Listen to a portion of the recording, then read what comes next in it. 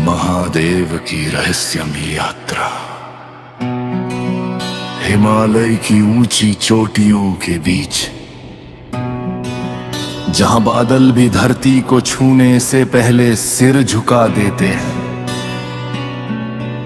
वहां एक ऐसी गुफा है जिसका रहस्य आज तक कोई नहीं जान पाया।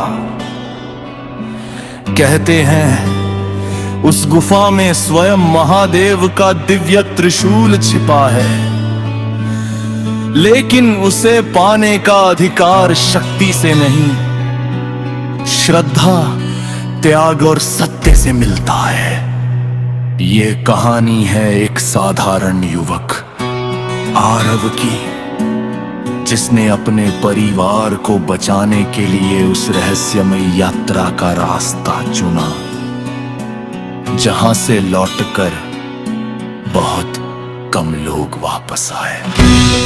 आरव का छोटा सा गांव हिमालय की तलहटी में था। उसके पिता कई महीनों से एक रहस्यमयी बीमारी से जूझ रहे थे। गांव के वैद्य, बड़े बड़े चिकित्सक, कोई भी उन्हें ठीक नहीं कर पाया। एक रात गांव के सबसे वृद्ध साधु ने आरव को बुलाया।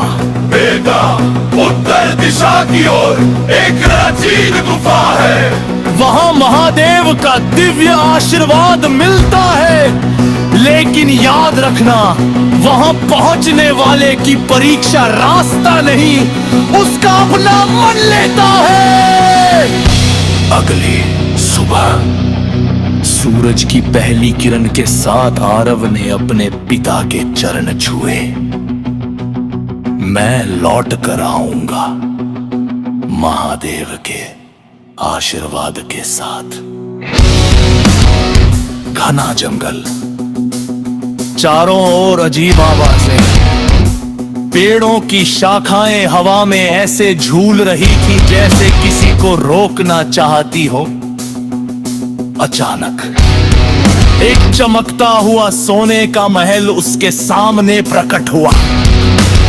एक मधुर आवाज आई, आरव, ये सारा खजाना तुम्हारा हो सकता है, बस अपनी यात्रा यही समाप्त कर दो। एक पल के लिए उसका मन डगमगाया, लेकिन उसने आंखें बंद की। ओम नमः शिवाय मंत्र की ध्वनि के साथ सोने का महल धुएं की तरह गायब हो गया। तभी एक वृद्ध साधु प्रकट हुए। पहली परीक्षा पूरी हुई, लालच पर विजय। अब सामने था बर्फीला पर्वत, तूफान इतना तेज कि सांस लेना भी कठिन हो गया। हर कदम पर ऐसा लगता जैसे कोई अदृश्य शक्ति उसे पीछे धकेल रही हो। अचानक एक गहरी गर्जना हुई। एक विशाल हिमरक्षक उसके सामने खड़ा था। वापस लौट जाओ इंसान। आरव ने तलवार नहीं निकाली, उसने दोनों हाथ जोड़ दिए। मैं युद्ध करने नहीं, प्रार्थना करने आया हूं।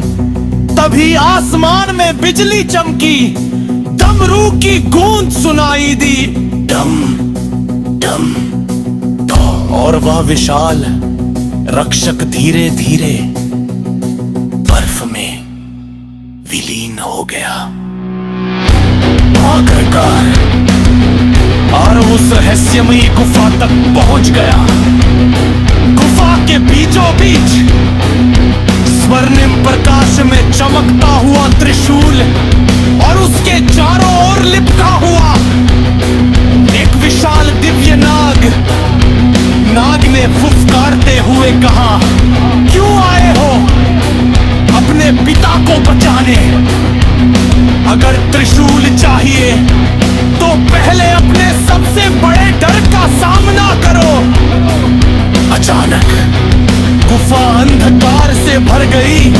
आरव ने अपने बचपन का हर भय, हर असफलता, हर दर्द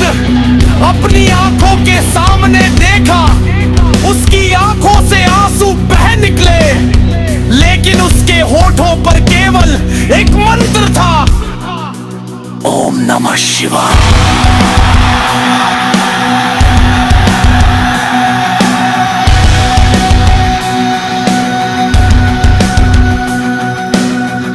अचानक पूरी गुफा दिव्य प्रकाश से भर गई। डमरू की ध्वनि, शंखनाद, घंटियों की गूंज और फिर स्वयं भगवान महादेव प्रकट हुए। जआओं से बहती गंगा, माथे पर अर्धचंद्र, गले में वासुकी, हाथ में त्रिशूल। महादेव मुस्कुराए।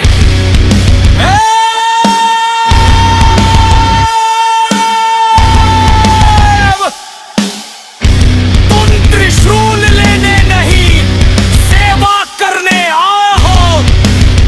यही तुम्हारी सबसे बड़ी शक्ति है। आरब उनके चरणों में झुक गया। प्रभु, मुझे कोई शक्ति नहीं चाहिए, बस मेरे पिता स्वस्थ हो जाए। महादेव ने अपना हाथ उसके सिर पर रखा। जिसके हृदय में ज्ञान अट्टिहा, उसे किसी अस्त्र की आवश्यकता नहीं होती। एक दिव्य प्रकाश अरब के चारों ओर फैले। जुक्फा अपने काऊ नौता, पास के पिता पूर्ण पैसे थे। उस दिन पूरे गांव ने एक साथ उद्घोष किया, हर हर महादेव।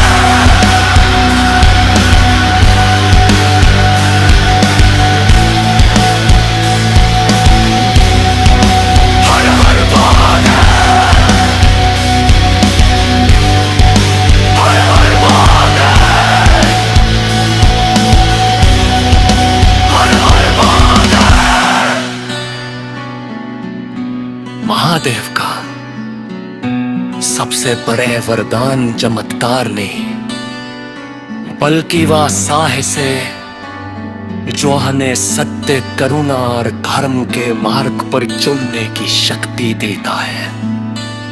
अगर आपके हृदय में भी भोलेनाथ के लिए श्रद्धा है,